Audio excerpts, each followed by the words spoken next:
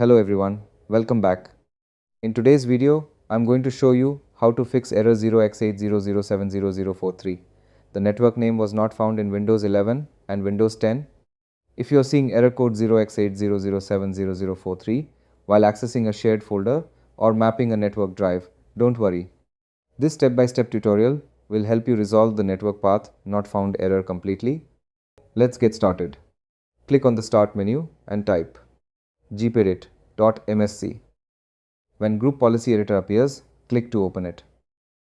On the left side, double-click Computer Configuration, Administrative Templates, System, Log On. Now on the right side, scroll down and find Always wait for the network at computer startup and log on. Double-click on it. Select Enabled. Then click Apply. Click OK. Now close the Group Policy Editor window.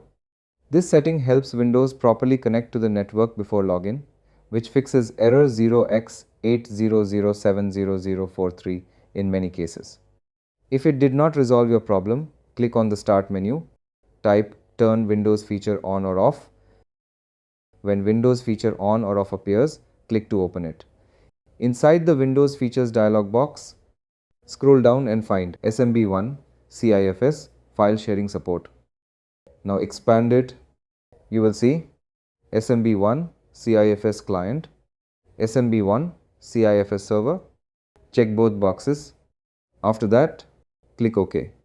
Windows will now enable the selected features. Once the installation is completed, restart your computer to apply the changes.